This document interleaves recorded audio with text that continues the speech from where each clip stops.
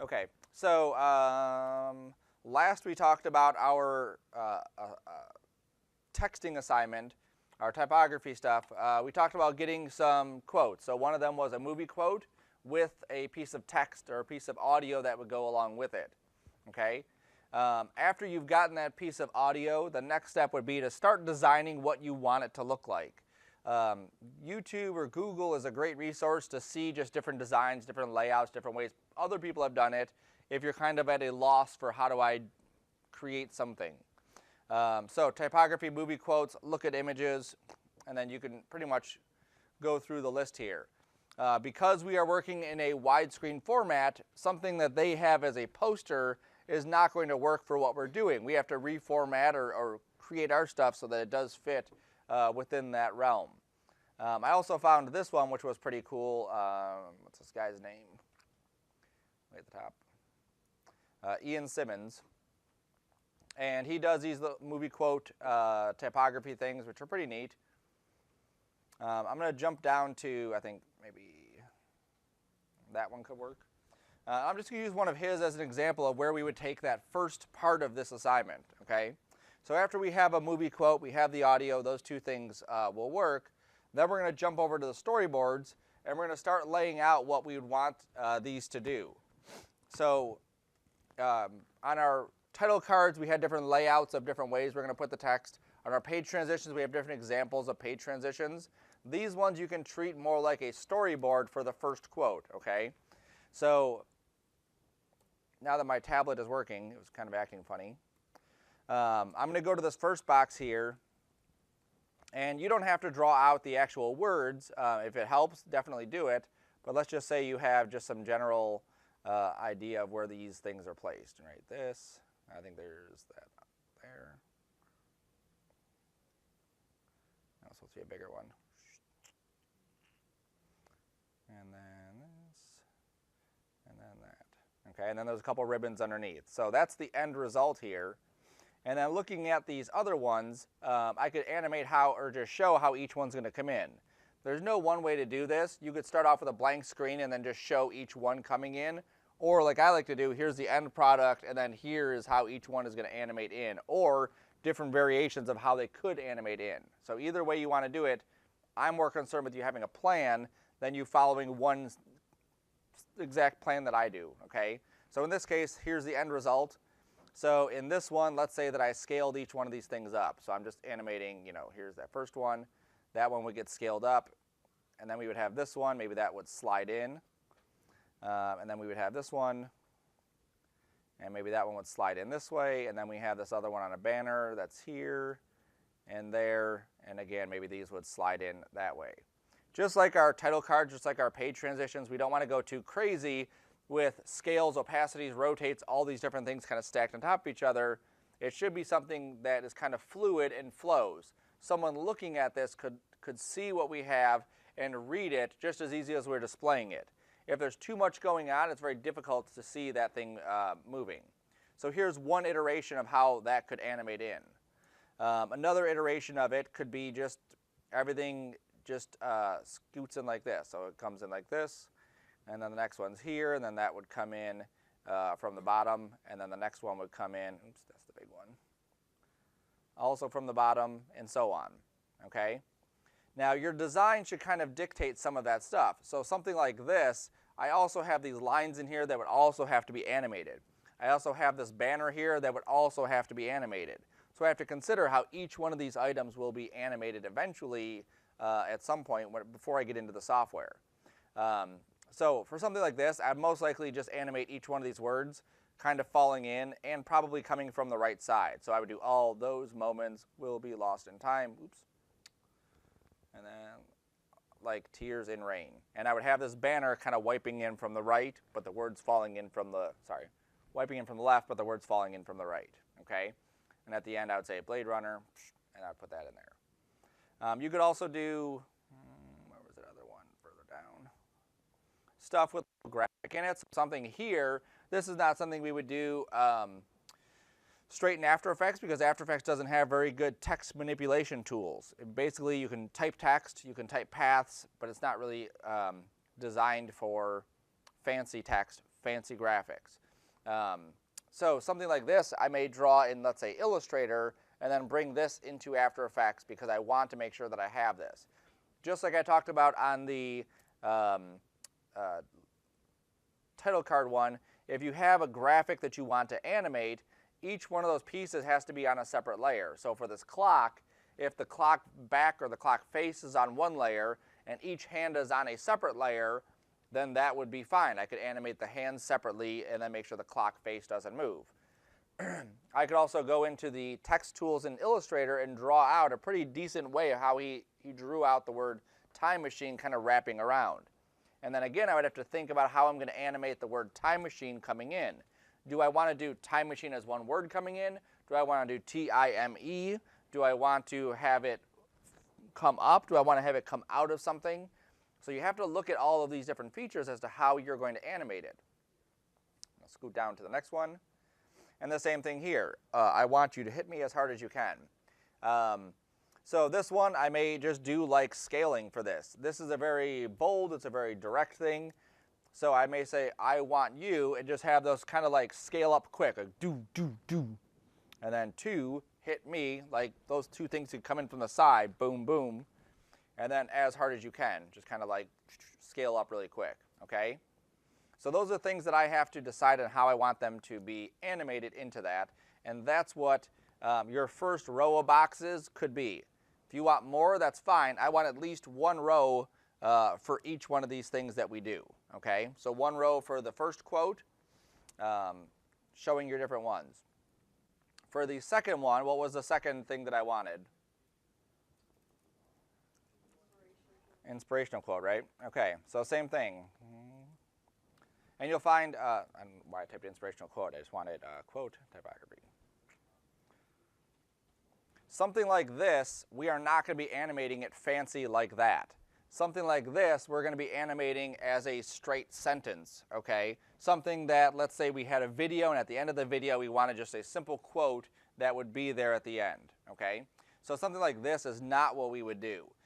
Something like this we could, because it's just plain text, and there's a little graphic in there, which is fine, but it's nothing like crazy. Like, that's pretty crazy right there. Even this one would probably be too crazy for what we want to do. Just something nice and flowy. It's a good one.